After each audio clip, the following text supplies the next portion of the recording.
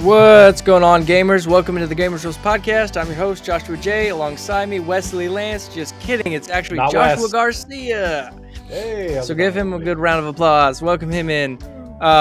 Wes is actually interviewing for a production, so he can't be with us. So Josh is filling in, which is awesome. Cheers. Love to see it. But today is Monday, April 18th.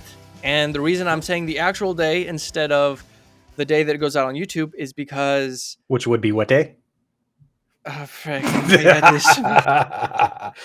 Because you always struggle with it. 21st? Yeah, 21st. But the reason I'm saying that is because we're actually going to slowly be getting away from YouTube.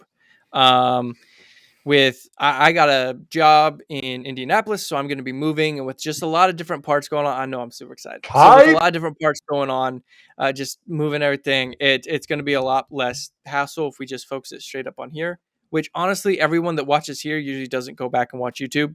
So our numbers have gone down there because they've been up here, which I'm okay with. I'll take it on Twitch. It's a lot of fun. The podcast, audio only, that's still going to continue. Still going to have that. But just want to get that out of the way. Just let everyone know that eventually YouTube, within the next month or so, will start to go away. I do really miss that crisp display you guys had. Oh, that was gorgeous, dude. The studio was amazing, and I honestly one day maybe we'll have that again. But that's going to take many months of subscriptions from many different people. So make sure you support on Patreon if you love the podcast. Yeah, if we had a Patreon, but we don't. But just to do Twitch and everything else. But no, I appreciate it, everyone. What's up, Daniel? What's up, everybody? Thank you guys so much for hopping in. We got a lot to talk about. And honestly, I'm just going to go ahead and start right off with The Witcher, if you're cool with it. Let's do it. So The Witcher 3, this is by Amelia Zollner from IGN. CD Projekt Red announced that it's delaying the next-gen version of The Witcher 3 Wild Hunt indefinitely and will no longer be releasing the upgrade in Q2 of 2022. Part of the delay may have to do with the change in the developer.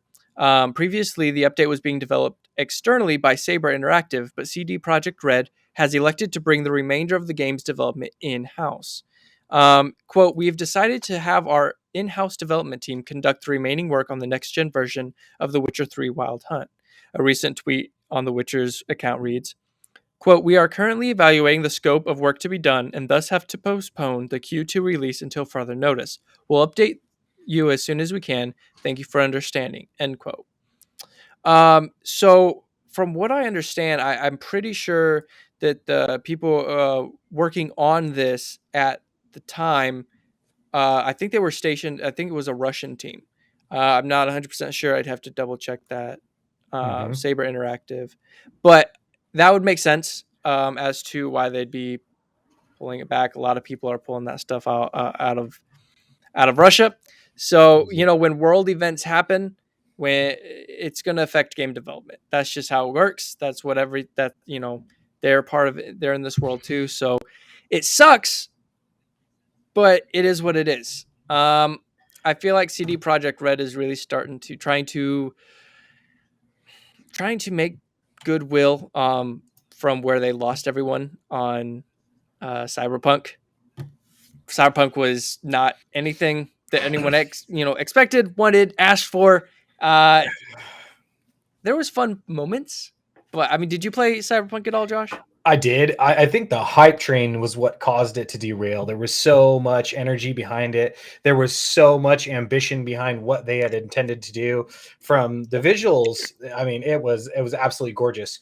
If you have a computer and you're able to get into all of the ray tracing, everything, honestly, it is astounding. It's one of the coolest and most beautiful games I've ever played. But when it came into the mechanics and just kind of what you did, it just felt like another very generic, what do they call that? Very generic cyberpunk dystopian open world game. Yeah, I agree. I played it on Stadia, actually. Google Stadia. So I bought the game, got the free Google Stadia, all that stuff with it. Mm-hmm. and it ran surprisingly well. The visuals on Google Stadia were amazing. It like you said, it was the prettiest game, and I'm playing on something that, like, I don't, like I said, a lot of people hate on Google Stadia. I get it. Like, it's not what it's not what I wished it could have been. But when I played Cyberpunk on it, it performed flawlessly in terms of how it looked and everything like that. I didn't have a PlayStation 5, didn't have Xbox Series X. I wanted to experience it as close to the PC users as I could without buying a $5,000 PC. Fair. So a Stadia, a free Stadia thing was perfect for me, and it Exactly. worked and it looked amazing.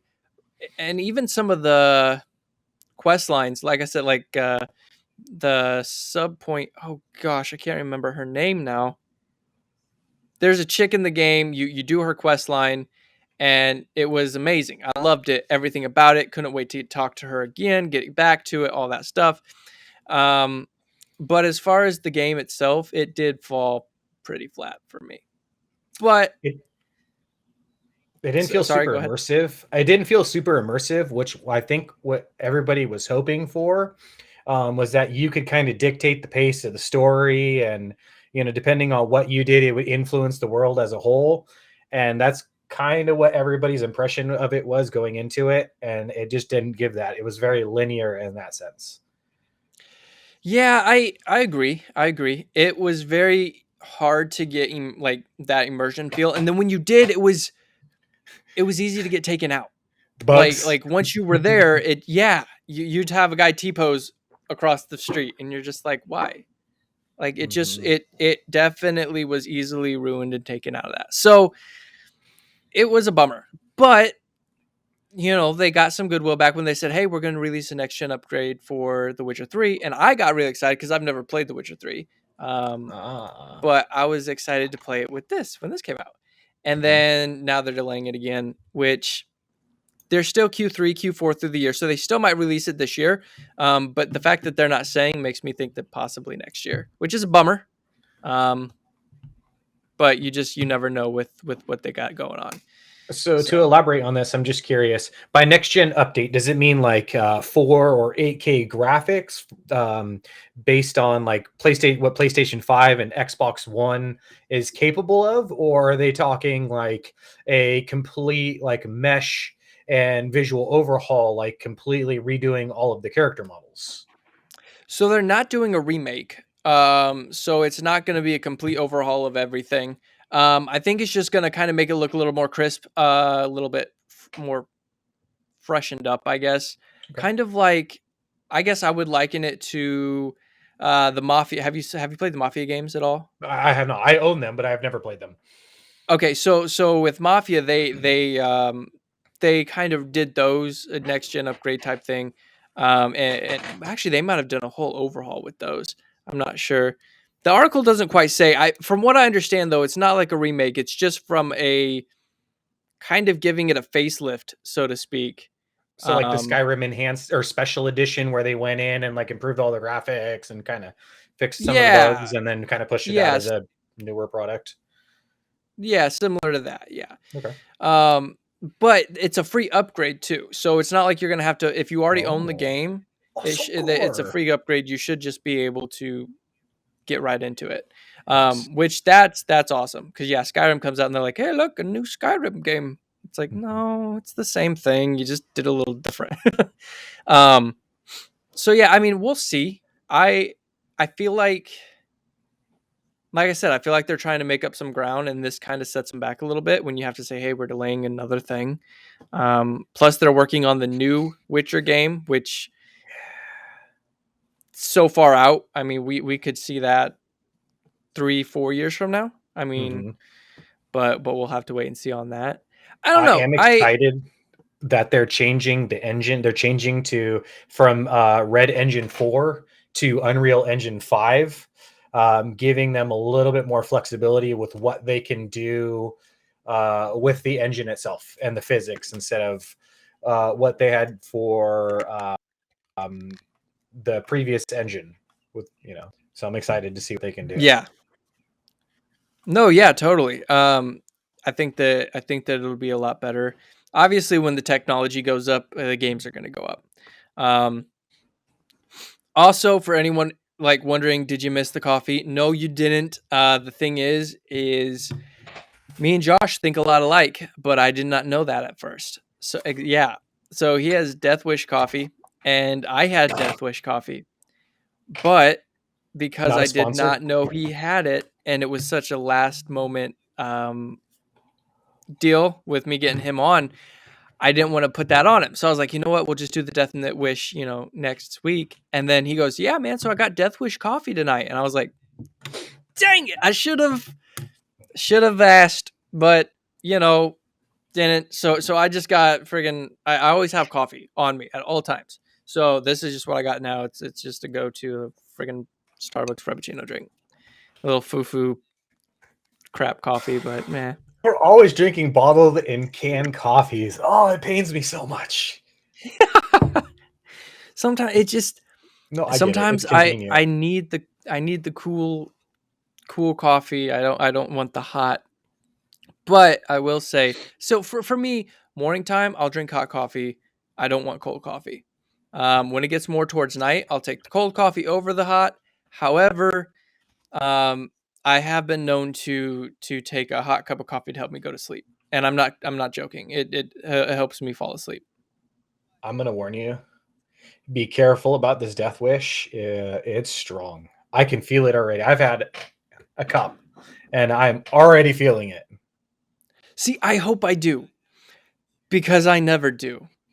The only time I've ever felt anything coffee like to get me going was when me and my wife had first gotten married, and I was like, "Hey, I'm running late for work. Can you make me a cup of coffee? I gotta go use some of the espresso stuff. I want to have a little bit of espresso in it." She used espresso for the coffee, so essentially gave me 6 or 7 shots of espresso in a coffee cup and set it on the counter. So I just grabbed that thing. I'm like, "Thanks, honey." I downed it, ran out the door. Oh, you're I got grooving. to work and I like sat down, fell in my chair. I was like, what the heck? My heart was going crazy. I called her. I was like, what'd you give me?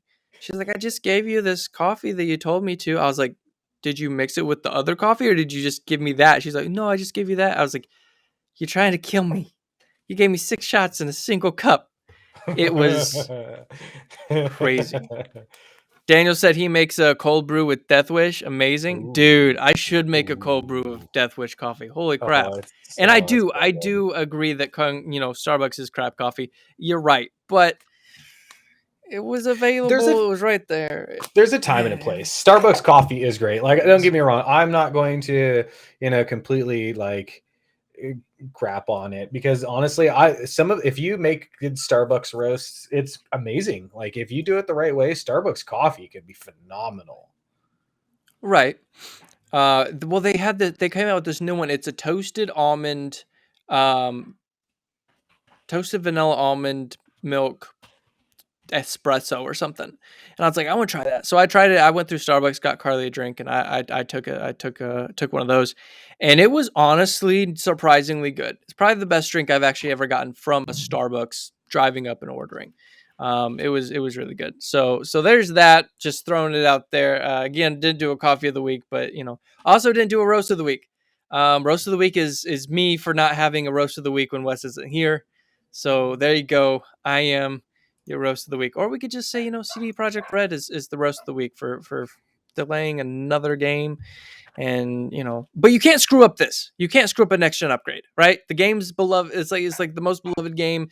It's like top 10 game of all time, whatever people say. So you obviously, just by making it look better, you can't screw it up, right? I hope. We'll Yeah, we'll pray. go with that. We're going with that. That's what we're running with. Oh goodness. Um, Moving on from that, though, Microsoft has some interesting news. Actually, if you want to go ahead and take this one, Josh, you're more than welcome. Sure. So future Xbox games might have ads. Tech is being developed. This is an ad from Zach Zwilson, and this is featured on Kotaku. They're talking about integrating Microsoft ads into some of your favorite games, like Fortnite, for example.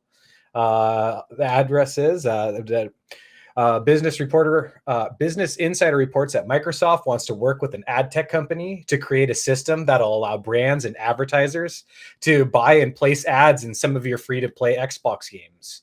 A couple people spoke with Insider and are reportedly involved with the program's ongoing planning and negotiation.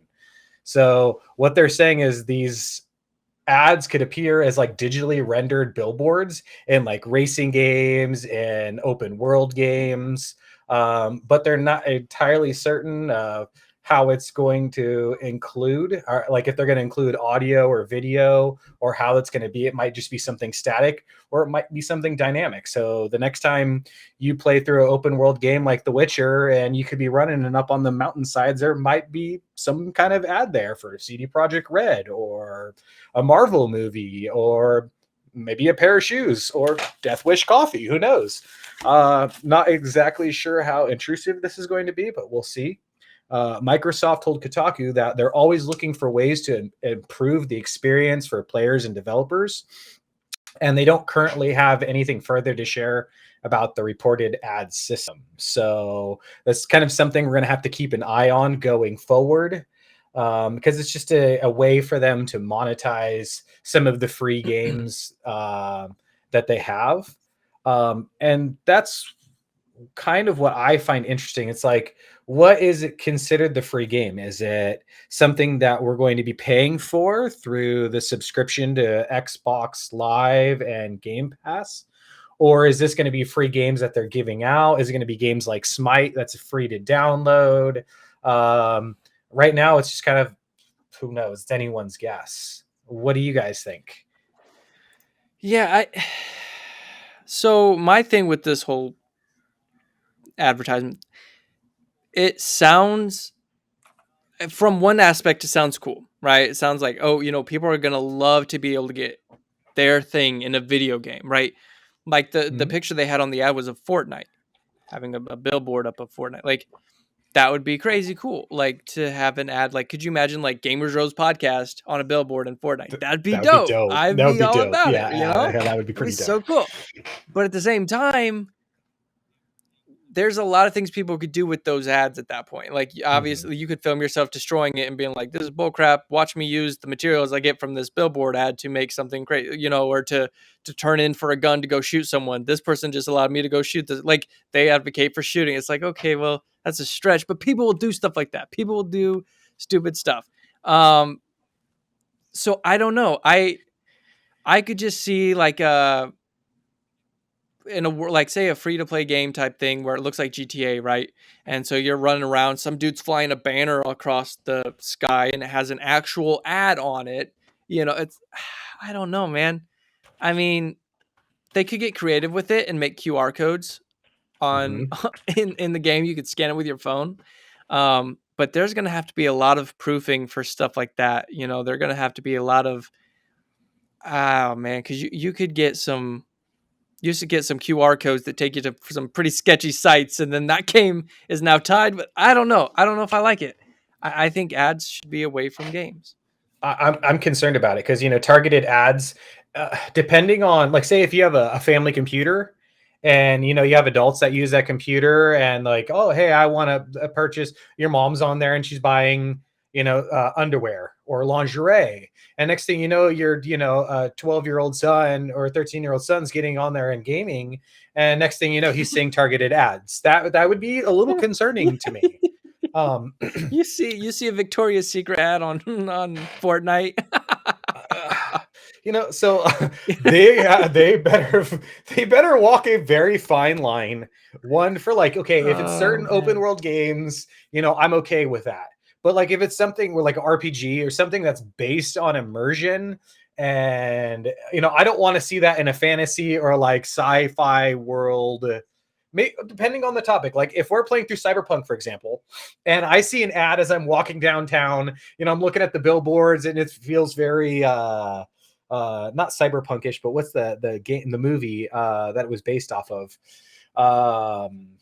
with Blade the Runner. unicorn, Blade Runner. Yeah, if it's very Blade Runner, and I'm seeing some advertisement there, and I'm playing Marvel or Avengers, and I'm walking through New York, and I see some advertisements, I'm totally cool with that because it fits the theme. But if I'm playing Right. Skyrim and a plane's flying or a dragon's flying overhead, and there's a banner of like, hey, get Game Pass, or Adidas, Right. Nike, just do it. I'm not okay with that. Could you imagine walking into the final boss of like Elden Ring or something? He's like, "Tarnished, you have made it to my castle. Have you tried out the new subscription to Game Pass? Prepare to die." And you're like, "What?" Like, oh gosh, no, I agree. I agree. Like that. Oh my gosh, I don't know.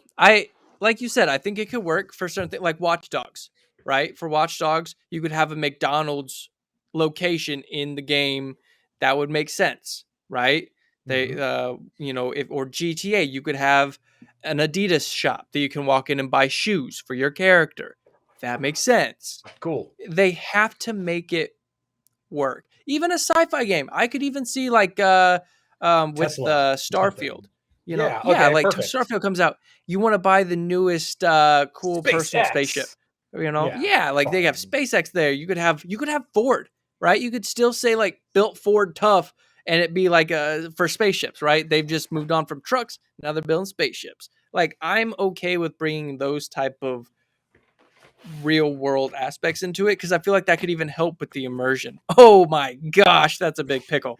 That's what she said. For Sorry. all of you audio listeners, he brought out this legit blow up pickle. I don't know if that's describing it any better. Uh,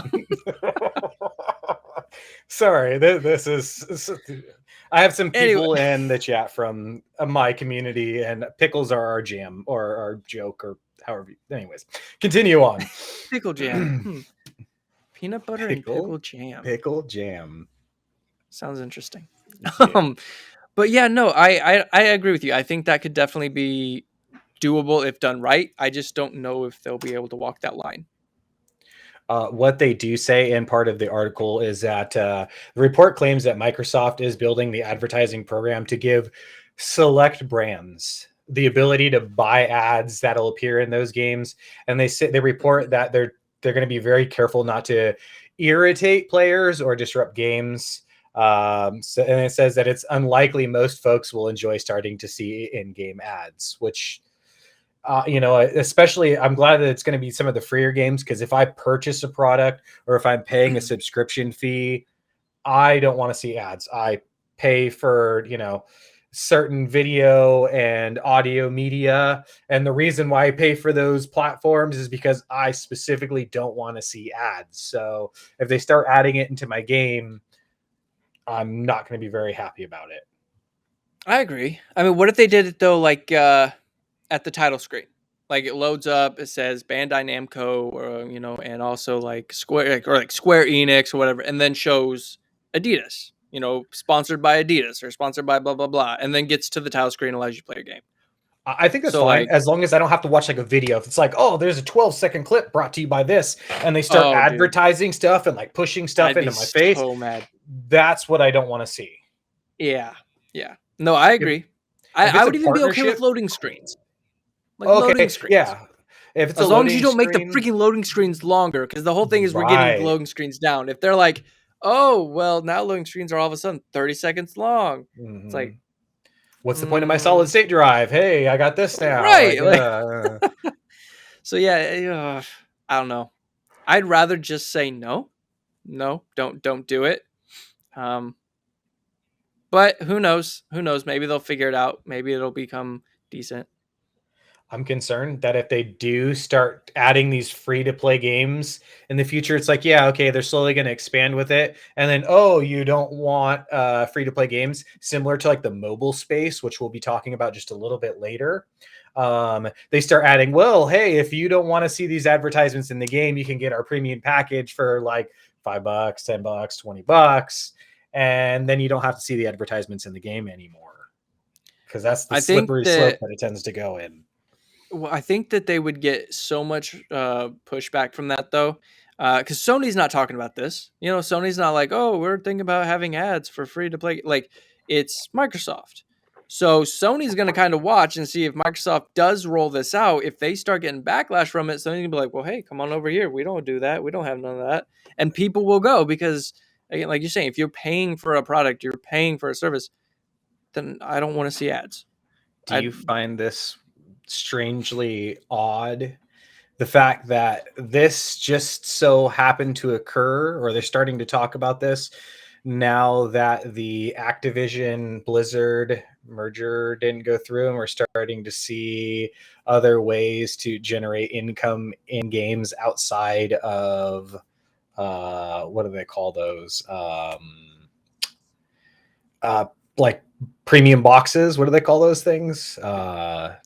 Exclusives? No, like you know how EA has those like prize packages that you have to buy and Oh, frick. downloadable Yeah. content, and it's like it feels kind of like that to me, Like loot boxes like a loot and box, yeah, something like digital that. purchases, stuff like that. I know Mhm. what you're talking about. I can't think of the word now either. Dang it.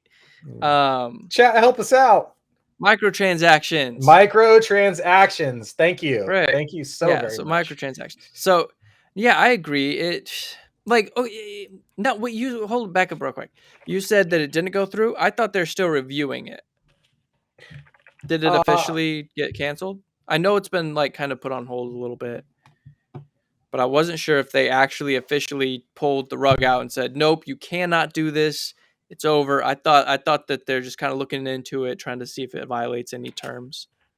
Um, they are currently, I believe, in like arbitration, because I Gotcha. believe that they're concerned about the employees not having a place in the business. What happens is, and I think you guys actually discussed this like 3 or 4 weeks ago. Maybe it was even the last time I was on. I don't recall, about employees eventually being terminated because they want to like kind of pool resources together to work on a single project. So they are still kind of looking at that. I don't think there's been an official announcement on that yet, if it's actually been like completely rejected.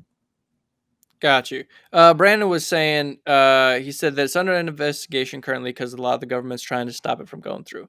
So, so that it sounds like that they're stepping in, trying to police things, keep it from becoming certain, which in a way is good. I mean, we definitely don't want to have a bunch of monopolies on our hands. Like that's not a good thing. It's good to have competition and to build up. That being said, I also don't like the fact that Activision keeps their head of in charge of everything. Like he needs to go one way or the other. That's a whole nother podcast. We've talked about that a lot. Mhm. So I don't know. We'll have to wait and see. Um, What there's good and bad on both sides. I feel what like, I am but seeing here, I just pulled up an article on like Blizzard Microsoft acquisition, and apparently Microsoft and Bobby Kotick have not discussed post acquisition employment yet. So I'm obviously it feels like it's trending in the right direction. okay. Well, if Bobby Kotick's, oh my gosh, so he's saying like they haven't decided whether or not he could stay on. Yeah, because yeah, as the current active CEO of Activision Blizzard, with the previous ongoing lawsuit with apparently it's a lawsuit in the state of California with the Department of Fair Employment and Housing against the company's toxic workplace culture. So because of all that regard going on right now with the treatment of women and other marginalized groups, with all of that pending, it's kind of in this weird state right now. Interesting. Well, we'll have to wait and see on all of that, I guess. It's such a mess over at Activision Blizzard. Holy crap. Mhm. Oh man. Anyway, you were mentioning mobile, and where we're going with that. So the Playdate has been reviewed actually. Um, real quick, have you seen anything about the Playdate? Have you heard about it? Does it excite you at all? Did you order one by chance? No, honestly, No? no. No? I'm not much of a mobile gamer anymore. I find the mobile space really odd now. Growing up, because I'm 35, I started off with the original Game Boy, going to Game Boy, Advance or SP, and now like the mobile space, everybody's able to game on their phones. Because of my work schedule and everything, I just don't find myself gaming outside of my home anymore. But I have been following this since its like infancy, watching the how it did on a Kickstarter and how much, because these things, they were asking just under $200 to kick, per unit to kickstart these things, and it had a whirlwind of interest. There was a lot of people. It was immediately funded, and it seems to be trending well in all the articles that I've seen on it so far. But it's kind of a gimmick that's not, I think, catered to me as a gamer. I got you. See, I tried to get one, but they had sold out, and I checked 15 minutes after they announced that it had gone live to buy, and it was Mhm. already sold out, and I couldn't get it. Wow. Um, so it spoke to me in the terms of I love everything gaming in terms of like if it's weird, wacky, and like crazy, then I want to try it. I love trying the Stadia. I loved trying Game Pass when it started doing the cloud gaming and doing all of that. I was all on board. I have a backbone for my iOS that I play Elden Ring when I'm in the car. Like not Mhm. driving, my wife's driving, I'm not driving and playing Elden Ring because I would lose all my runes. But um but it's a lot of fun. So for me, I love doing that stuff, especially with my new job. I'm going to be on the road all the time. I'm going to be driving everywhere and having long breaks in between different things. So I'm really going to enjoy having something like handheld like that. So this thing really did speak to me actually, solely for the uniqueness of it, the fact that it's a crank, like you have to crank it to get it going. Also, some of the games spoke to me too. Like it's like Snake, which is just like a normal snake. You got chess, Mhm. um, Ome, Zipper, time travel adventure, casual birder, star sled, stuff like that. But there was one game, oh my gosh, if I can find it. Can't find it listed on here. Um yeah, I can't find it on here. But it looked like a mini D&D type of game. I like those RPG So, style games. I'm definitely a huge RPG fan. yeah, It and looks it looked cool. like it looked like a little D&D dungeons type adventure game, and I was like that game looks pretty sweet. So I was looking into it, and everything. I'll probably still pick it up eventually just cuz it's a Mhm. lot of fun. I think it's called Um Demon Quest 85. yes, yeah. It looked like I don't know, like some of the old games, a I nostalgia love those factor, style of games, mud you games. know. Like I'm really big on those kind of games. The weird thing for me is it's a hit and miss with both the game style and the like. It got really really good reviews as far as like So obviously it's very portable, but it's pretty easy despite it being really small and having the hand crank. Apparently, like once you get used to how to play it, you don't have to be super dexterous to kind of use the crank and hit the buttons and everything at the same time. My Right. issue with it is the subscription model for indie games. Are you aware of this? Like having to pay that monthly fee to get a bunch of random Right. indie games and stuff like that. No, yeah, I agree. I agree. I wish it would all be, but I think when you buy it, doesn't it come with the first like year worth of games? I don't recall, to be completely honest with you. But I do remember hearing that they are going to roll out games, monthly service, things like that, Hmm. which it speaks to the fact that they want to put more out. But I feel like it would have served them a lot better, even if they sold it at the full 200 instead of the 179 that it came out as, and just said you get everything. Like, yeah, they might take time to roll out the games, but you just get it all. Like, you Hmm. don't have to pay any more money, you don't have to do any more stuff. You just get the stuff. Like, you just get the games. Like to me, that would have been the way to go about it. But so I agree with that. I agree with that. I think it fills a very fun niche market in the gaming industry. I think it's something new. It's something creative. I think it's really super easily accessible because of like the price point. $200 honestly is not super expensive. It'll be great for if you have a bunch of kids and you want to and they're on a trip or something like that. You could hand them that instead of a tablet or a Switch or something like that. Super portable. Like for me, mine usually is an Xbox controller, and I plug my phone into it. And if I'm gaming somewhere, I take this with me. And cloud gaming, honestly, like this is my jam. Or mobile gaming, gaming on the phone. Gaming is so easily accessible in a mobile space now that I find it personally hard to justify $200 to get some kind of indie games or then pay a subscription for that type of entertainment. Right. No, you're like you said, you're definitely paying for a niche product. Um, and like you said, $200. Yeah, first glance, it's like, oh, that's not horrible. But when you think that just a few weeks ago, the Series S was selling for 250, Mm-hmm.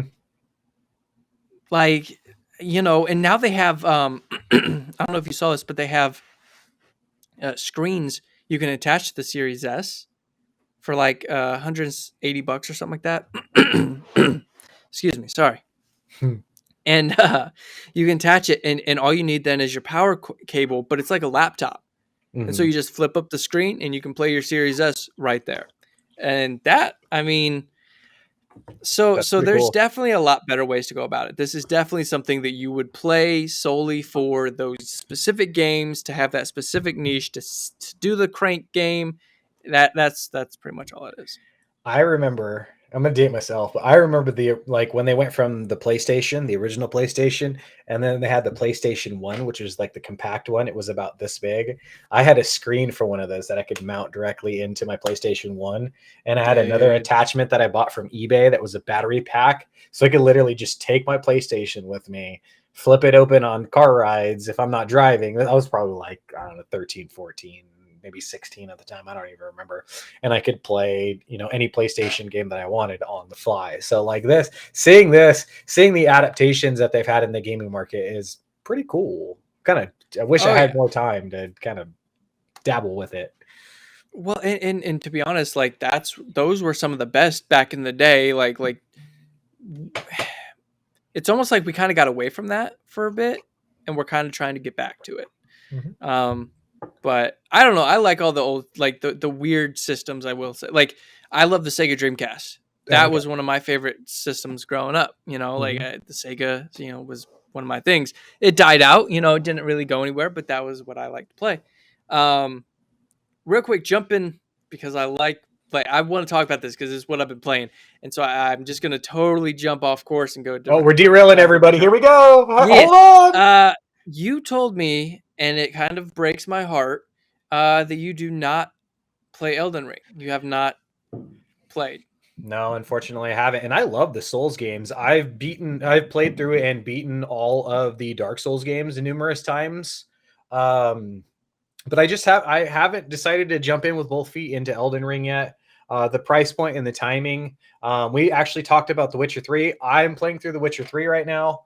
I'm playing through a game called Tyranny and Star Wars Jedi Fallen Order, which is on the Xbox Ooh. Game Pass. So that's kind of been filling my open world Souls style games because both of those have some Souls style elements. I haven't really had the time to like jump into something like Elden Ring because, well, I'm playing through those other ones right now. I already own them, and my backlog is just so large that I haven't gotten around to it yet. I get that. Well, and once you do, you're going to be hooked on it and not want to touch anything else for a while. Mm-hmm. For a while. And Brandon, you said that Elden Ring doesn't look like a game you'd want to, that you would enjoy. It depends. I mean, I love struggle. I I love do too. difficulty. Um, so for me, fighting these bosses and dying 10,000 times and then finally beating it makes me so happy. My favorite is when, I have friends that tell me like, "Oh, you're too low level. I was level 100 when I beat it, and I'm only over here level 60 something, 63, 64, and I go and I beat it. And I'm just like, yeah, what's up? Or they're like, hey, I needed this person's help in order to beat it. You'll probably need help. I'm like, let me try to solo it for a few minutes. Let me figure out how this goes. Let me, every time I walk into a boss battle, I die almost immediately wiped out. But I start playing. I start learning the moves, don't change up my strategy too much. I just learn how to dodge a little bit better. And then I get them. So I don't know. That's why I like it. So if you like those type of games, Brandon, then you'll like this game. If you like more of your just run, gun, shoot them, not really a whole struggle, but you like the gunplay of it, like first person shooter stuff like that, then yeah, it's probably not for you. But I don't know. This is so far my game of the year as of now. Ooh. Yeah, I know, All right, I all know. right. We're I said it. we're in April right now, and you're already talking about game of the year. I know. It is that good. I have not gotten addicted. I am a father and a husband, and I've still somehow managed to get 42 hours into this game since its release, Wow. which has been like what 4 weeks ago. Like, and I'm low on the scale of how many people have actually gotten a lot more hours into it, but I've sacrificed sleep, I've Mhm. sacrificed health for this game, You've made a and I'm like, commitment. You're all I you're did, invested. Let's go. I did, and I am nowhere near done with it Mhm. at all. But I just take my time. I'm taking my time with it. There's been very few games where I've sat down and looked at and go, I'm going to take my time with this. I'm really going to start to dissect it, peel back layer by layer. I mean, there's no waypoints in this game. Mhm. You can set your own, but there's no hand holding. Like, it's literally you talk to someone, they're like, hey, there's this person. I need you to find them. And you're like, oh, okay. And then you just keep playing the game, and eventually you find that person. You're like, wait a second, I was supposed to find you. And you talk to them, and you have to choose the right dialogue option to even get that tree to even, like, it is so delicate. And if you do one thing wrong, you can miss an entire plot line. And there's 6 or 7 different endings to this game. I, I'm going full revenge path on it. I've been kicked. I'm not going to get into the whole lore of it, but I have long story short, no idea what that means. uh, Sounds exciting. essentially, you're what's called the Tarnished. Okay. You were banished from the lands between the tree or whatever.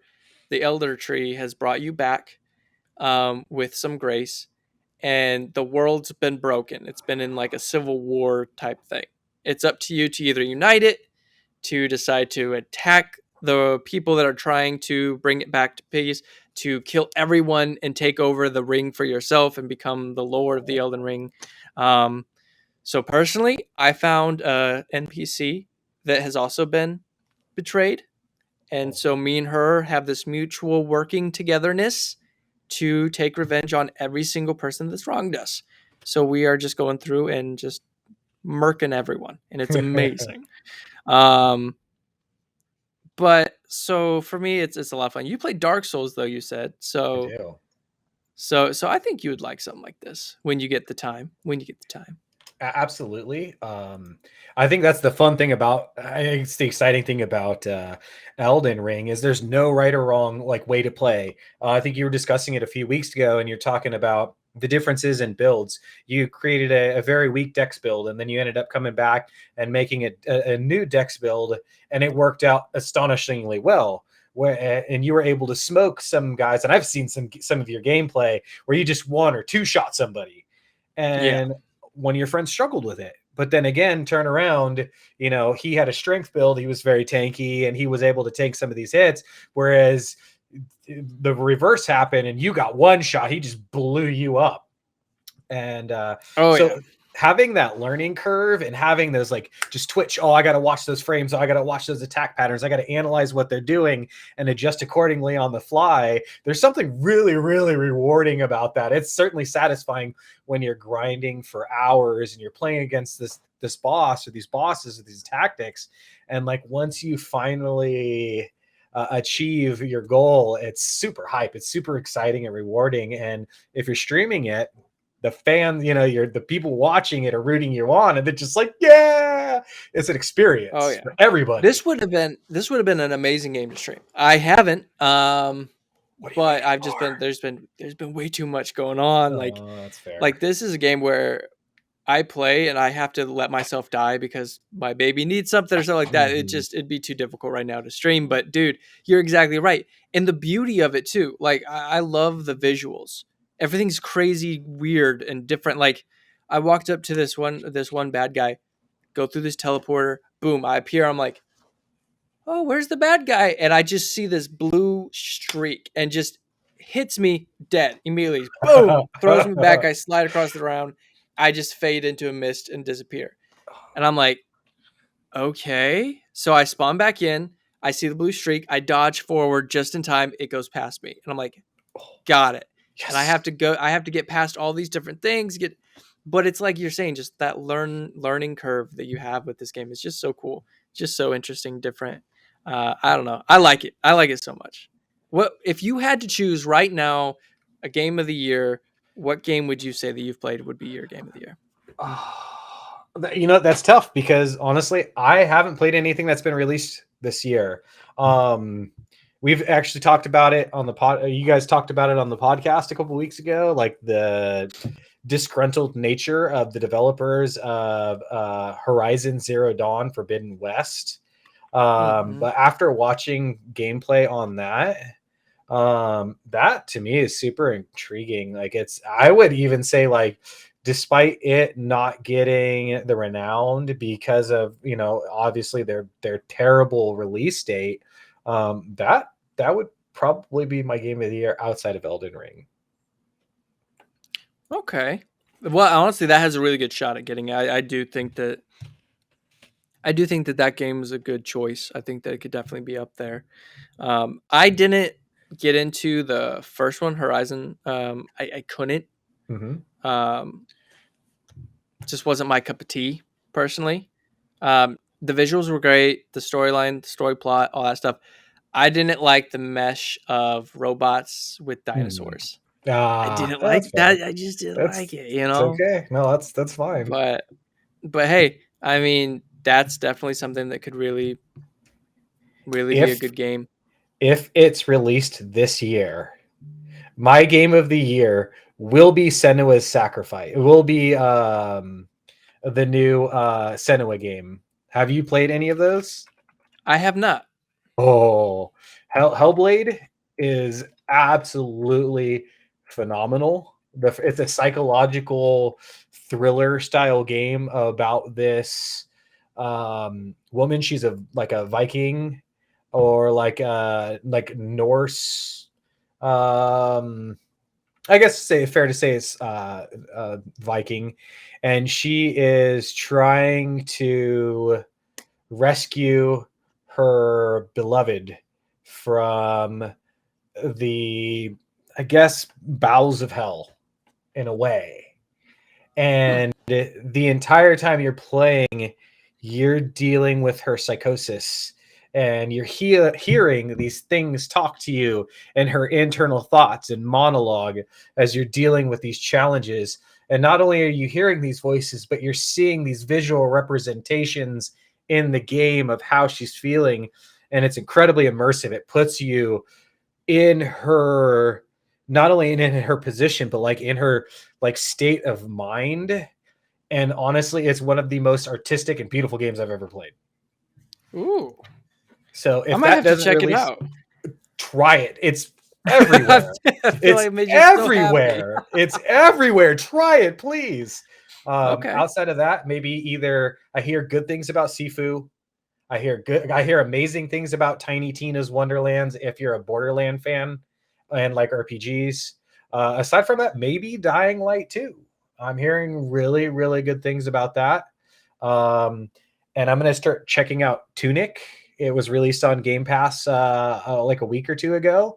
And for an indie game, I hear great things about it. So I'm excited. I'm going to try I heard that that like was probably actually a this upcoming really week. fun game too. I'm actually talking to my wife. She's looking into it. She might actually try to play it because um, it's also cool because you can actually turn on invincibility mode. and so you can make it to where it's super easy. Don't got to worry about the bad guys, and just have fun with the exploration thing, which is what my wife's all about. She loves exploration. She loves doing stuff like that. Like she likes the story more than the combat. So that might be one she actually picks up. But If she's into those like Zelda style games, then she should probably love it. yeah, she started playing Zelda Breath of the Wild. Mhm. But it was her first open world game that she's ever played, her first Ah, RPG she's ever played. And so mhm, it was really difficult for her to figure out where to go, what to do. And so that was a little much for her. mhm. But yeah, I think like Tunic would be a good, you know, junior RPG type game to hop into. I would encourage if those types of games, Rogue Heroes. Have you tried that yet?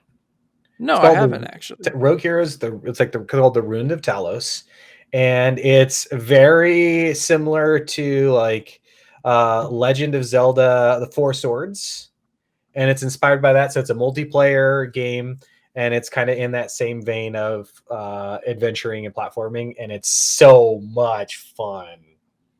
It's Huh. so much fun. You can either Okay. help the party or hinder the party in super way in like Ooh. different ways, and it's a little competitive, but at the same time it's cooperative, and it's a blast. I used to stream it with a couple of my friends. It's a great game to play. There are different classes, there are different builds, there are different items, and they're like waypoints too, so you can explore different parts of all these maps. There's different dungeons, and there are actually some replayability because once you get some of these different tools, you can even almost kind of like Metroidvania style, where you can actually go back and do some other things once you have some of these newer gadgets. Hey, well, that sounds like a blast. I actually will probably check that one out too. Man, Rogue so many Heroes. games, Rogue so many Heroes. games to play. Um, but hey, we're running out of time. We've been Oh going for no. about an hour, which Wow. is crazy. But thank you so much, Josh, for coming on. Talking about games. Literally, it's so easy. I feel like we talk about games forever. Um, Thank you, everyone, for tuning in. Really appreciate it, everybody, for coming out, for staying with us, chilling with us, even though we didn't have a You guys. specific coffee or roast of the week or whatever. But you guys came for the games, and that's okay, and I appreciate that. You stayed, and so thank you guys so much. And hey, until next week, again, just keep drinking coffee, play lots of games, and we'll see you guys next time. Death Wish. Love you guys.